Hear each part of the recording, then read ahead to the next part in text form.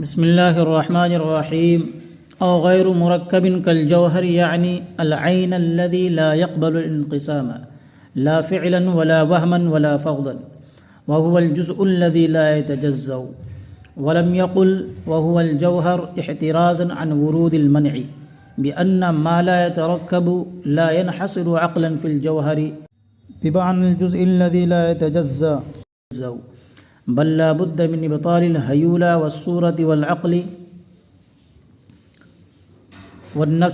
والنفوس المجردة ليتم ذلك. وعند الفلاسفة لا وجود للجوهر الفرد أعني الجزء الذي لا يتجزأ وتركب الجسم إنما هو من الهيولى والصورة.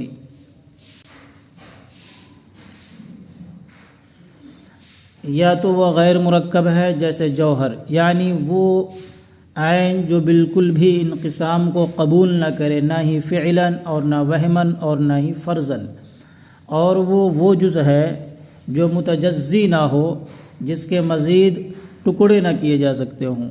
ولم یقل، اور مصنف نے نہیں کہا وہو الجوہر، بچتے ہوئے اعتراض کے وارد ہونے سے، احترازاً عن ورود المنع بأن بئی طور، اعتراض کیا بئی طور کہ وہ عین جو مرکب نہ ہو منحصر نہیں ہے عقلاً جوہر میں، جوہر بمعنی جزء لا يتجزا میں، جوہر بمعنی جزء لا يتجزا میں منحصر نہیں ہے، بلکہ ضروری ہے حیولہ اور صورت اور عقل اور اسی طرح نفوس مجردہ کو باطل کرنا، لیتم ذلک، تاکہ یہ دلیل تام ہو.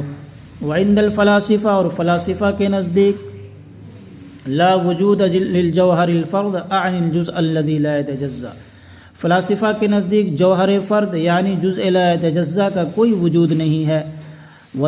جسم کا ترکب، جسم کی ترکیب تو وہ حیولہ اور صورت سے ہوتی ہے. یہاں سے مصنف عالم کی دوسری قسم یعنی غیر مرکب کو بیان کر رہے ہیں، جس کی مثال میں جوہر کو پیش کیا ہے. جوہر یعنی جوہر فرد، اس کو جزء لا يتجزا بھی کہتے ہیں، اور انگریزی میں ایٹم کہتے، ATOM، ایٹم. تو جوہر فرد کسے کہتے ہیں، جزء لا يتجزا کسے کہتے ہیں؟ اس کی تعریف یہ کی ہے، العین الذی لا يقبل الانقسام، یعنی وہ جز جو بالکل بھی تقسیم کو قبول نہ کرے. اور تقسیم کی چونکہ بہت ساری قسمیں ہیں، سب کی نفی کر دی گئی، نہ تو تقسیم فعلی ہو، نہ وہمی ہو، اور نہ ہی فرضی ہو. یہاں ذرا آپ تفصیل سے سمجھ لیں، تقسیم فعلی سے مراد تقسیم حسی ہے. تقسیم حسی کا مطلب یہ ہے کہ کسی چیز کی تقسیم کے بعد اس کے اجزاء خارج میں موجود ہو جائیں، خارج میں بالفعل آپ کے سامنے موجود ہو جائیں، وہ تقسیم حسی ہے.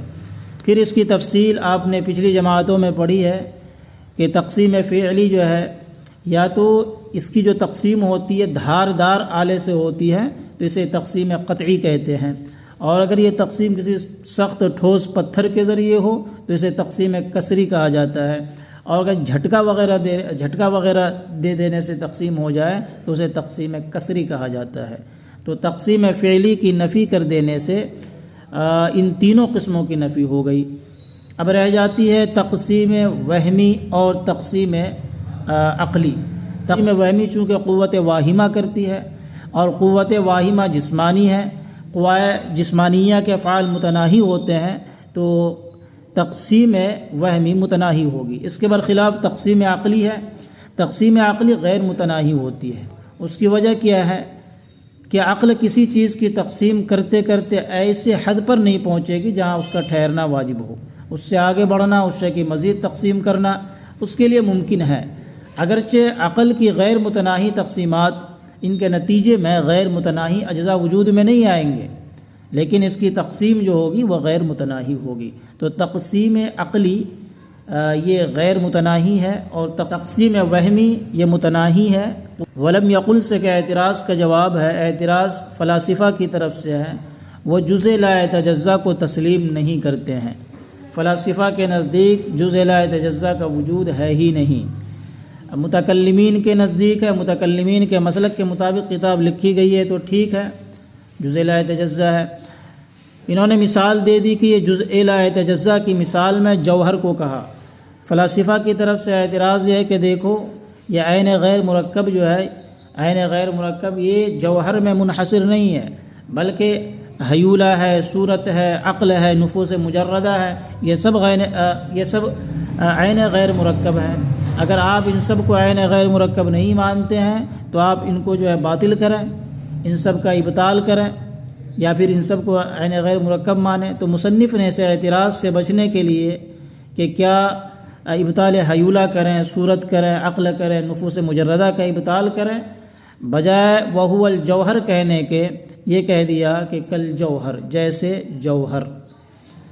عین غیر مرکب کی مثال دے دی، یہ تعین نہیں کی کہ عین غیر مرکب صرف جوہر ہی ہوتا ہے۔ تو یہ منحصر نہ کرنے کی وجہ سے اب فلاسفہ کی طرف سے جو اعتراض ہوتا ہے وہ مصنف پر وارد نہیں ہوگا، اس لیے کہ مصنف نے کل جوہر کہا ہے کہ عین غیر مرکب جیسے کل جوہر ہو سکتا ہے اور بھی ہوں، تو اس اعتراض سے بچنے کے لیے جواب دیا گیا۔ اب یہاں پر ایک لفظ ہے حیولہ۔ حیولہ کسے کہتے ہیں؟ دراصل میں حیولہ کو آپ سمجھ لیجیے میٹیریل اور مادے کو کہا جاتا ہے نا، اس جوہر کا نام ہے جو مختلف صورتیں اور شکلیں اختیار کر لیتا ہے۔ ایسا جوہر ہوتا ہے مختلف شکلوں اور صورتوں کے اختیار کرنے کے باوجود بھی اس میں کچھ تغیر نہیں ہوتا ہے۔ جیسے آپ لوہا اٹھا لیں، لکڑی لے لیں، اس کی مختلف شکلیں بن جاتی ہے، الماری ہے، دروازے ہے، کھڑکیاں ہیں، لیکن اس کی جو ہے اصل اور اس کی حقیقت بدلتی نہیں ہے، تو یہ حیولہ ہے۔